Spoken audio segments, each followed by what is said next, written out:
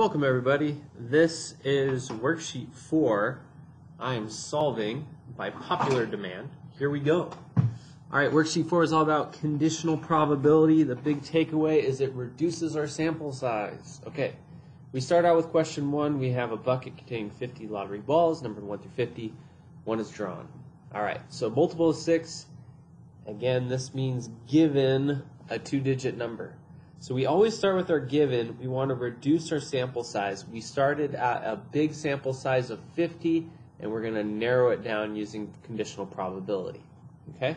So how many 2-digit numbers are there? Well, there's 9 1-digit numbers, so 1 through 9. So if I take 50 and I subtract 9, I'm going to get 41. So 41 is what our new sample space is going to be cut down to. Out of those, which are multiples of 6? Well, okay, we can count all of our multiples of 6 first. So 6, 12, 18, 24, 30, 36, 42, and 48. So how many of those are actually double digits? Well, we have 1, 2, 3, 4, 5, 6, and 7 are double digits. So that's how we want to go ahead and do it. We threw out the 6 in the beginning because that was a part of our given is to only have 2-digit numbers. All right. At least 20, given it's a prime number. So our first thing is we need to list out all of our prime numbers. All right. We start with 2. 2's prime. 3, 5, 7. Okay, 9's not prime, 11, 13, 17 is prime. So we're just kind of going through now our odd problems, and we're going to go ahead and see if we can continue this on. 19 is, that's prime. 21, 23, 25, 27, 29, prime. 31 is prime.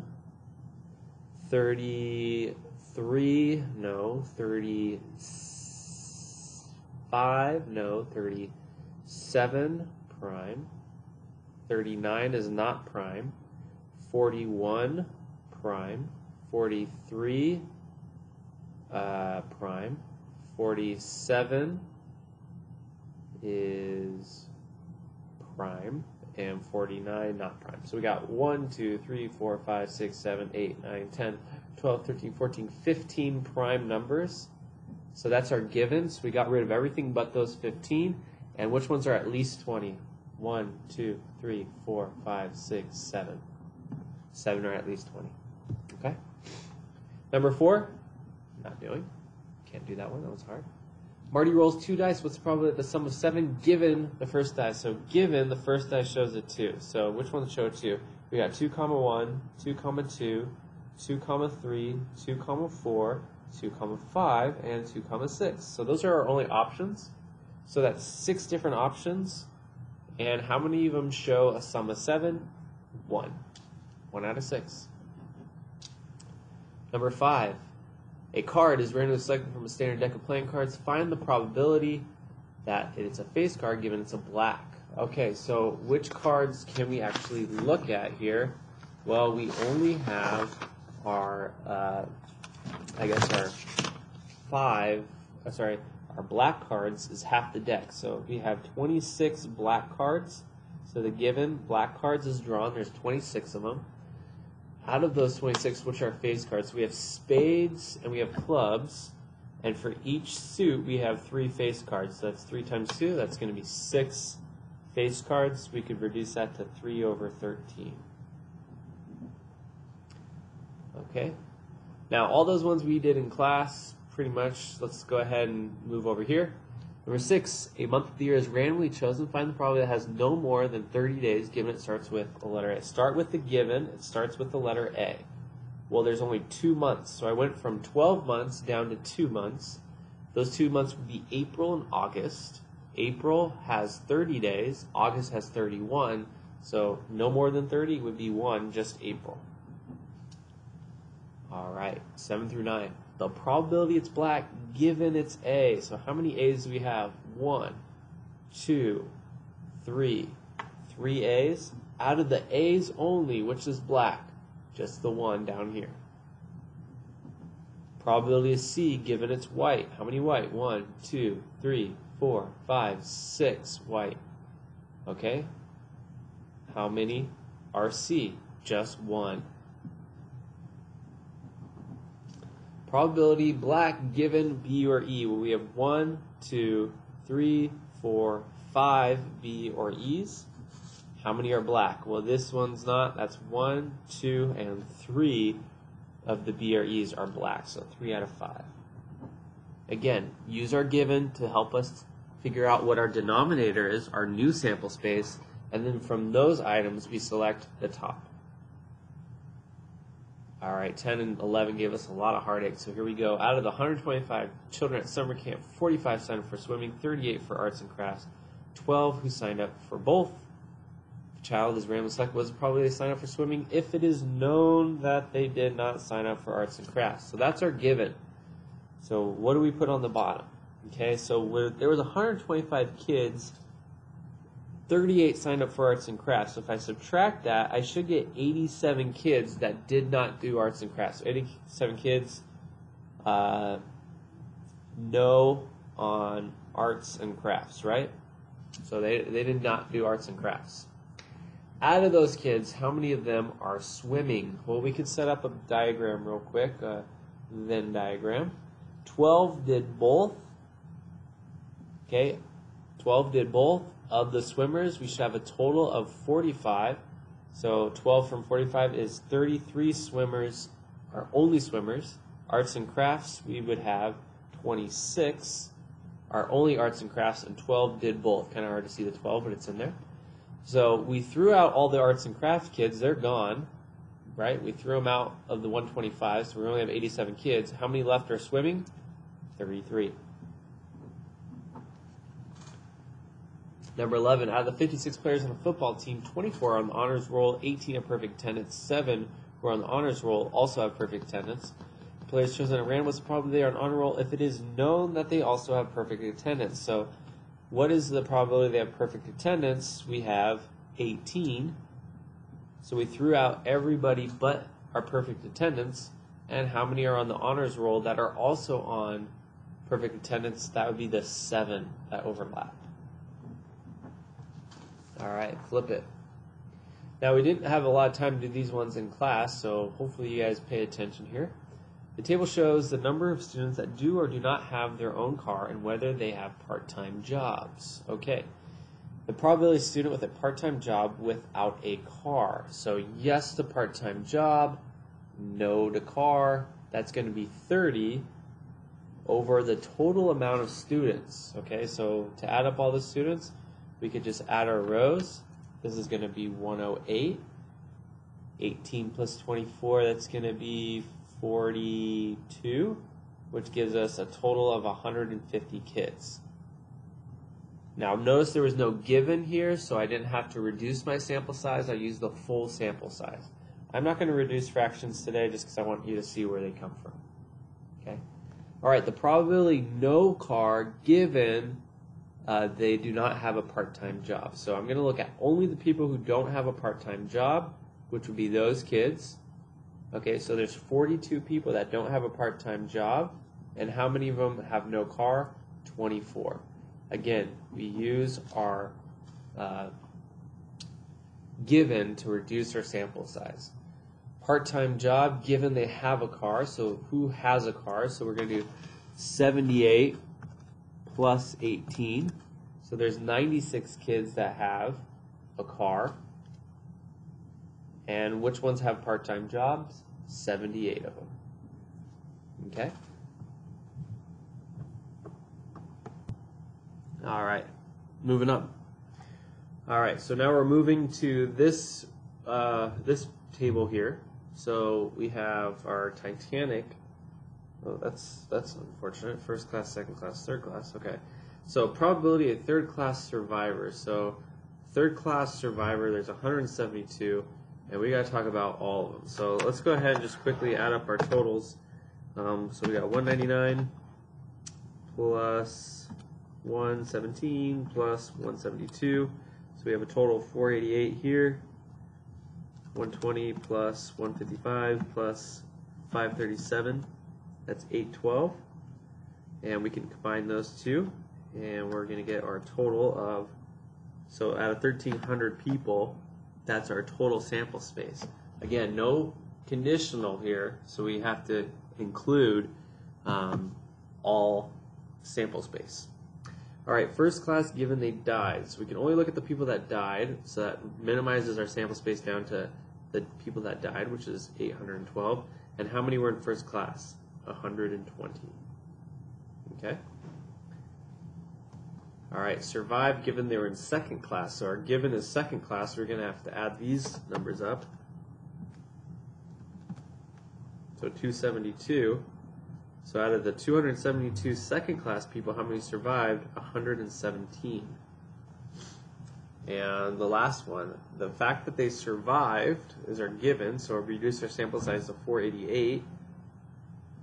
And they're first or third class. We have to actually add these two numbers up to figure out what is the probability of their survival. And there we go. All right. This last one is about our frequencies. So let's go ahead and take a look at this last group. Okay.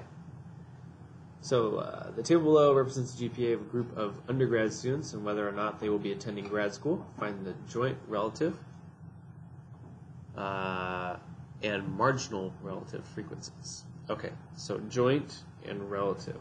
Here we go. So we have this picture here and then we have this picture here. So we're going to want to fill it out. Let's go ahead and add up some numbers and columns. So if we have our totals, we can make sure this all works out. 96 plus 32. So 128, 18 plus 54 is 72. We're going to add that way as well. So all the way across we have 200 people. And let's add those across. And add those across. Okay, so not attending grad school, so we know that the probability they're not attending grad school is going to be no, 72 out of the total 200. Okay. And then C here, or sorry, let's go over here to B. The probability that they have less than a 3.0 and not attending grad school. Okay, so this is two things that are occurring. Less than a 3.0, not attending grad school is going to be 54 out of 200. All right, now we're going to switch things up a bit. Not attending grad school, so they don't attend grad school, given they have over a 3.0 GPA. So over 3.0 GPA is 114. Not attending the grad school, so out of this line, there's 18 that are not attending, so pretty low margin. And then over here, the probability that they have less than a 3.0 given they're attending grad school. So how many are attending grad school? 128. And how many have less than a 3.0? 32. Okay, so how would we fill out this graph? So they also want us to find the joint relative and marginal relative frequencies. So we have to go ahead and actually calculate all these out. And what we're going to do is we actually go ahead and solve for each piece of this. So we could go ahead and say for here we have 96, right, out of the total. And so we're going to go ahead and find those. So these are the marginal and these are the joint ones where we're going to add them up. So let's see, out of 200, and then we're going to take this guy, and that's 32 out of 200. So we're going to have to calculate those. So this is 40.48.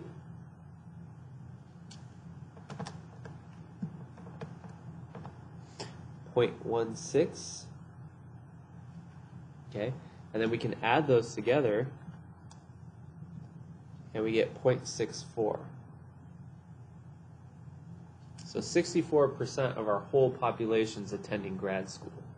Okay, and then here we can go ahead and add up, and we're going to go with 18 out of 200 and 54 out of 200.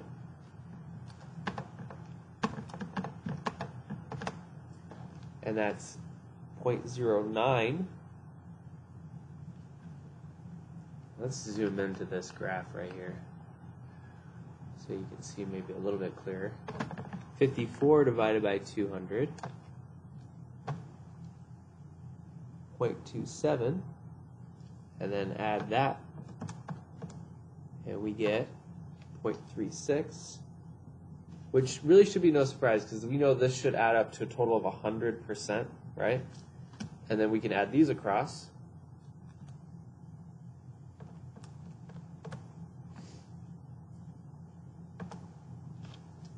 That's 57%. And I'm sorry I went from decimals to percents. I apologize. Shouldn't have done that. That's probably confusing. So you could do 0.57. That works as well. Sorry, I'll fix that on this one. And 0.43. So if we add those, we get to 100% as well. So we have our joint relative ones. These are joining them together, and these are our marginal ones right there. Okay? So we could have used those to solve our other pieces. Would have worked as well. So 3.4 GPA and not attending grad school. Notice we did 54 out of 200. And if we just looked right there, we would have had our answer right away of 0.27. Okay? So that would have been a little bit faster way to do this. If you actually look at part D, we have 32 over 128. And if I actually divide those, I'm going to get 25%. And watch what happens here. Attending grad school, so we have 0.64 attend grad school. So we could do 0.64 attend grad school divided by the ones that have less than 3.0, which would be 16.64. So we could use that too. And I'll just calculate that real quick. 1.6, sorry, that's not right. 1.6 divided by 0.64. And when I do that, I get 0.25 or 25%. So it's the same way. We could do it either way. They're just showing you that one method is faster than the other. I think either way is sufficient way for you to go. All right, that's all.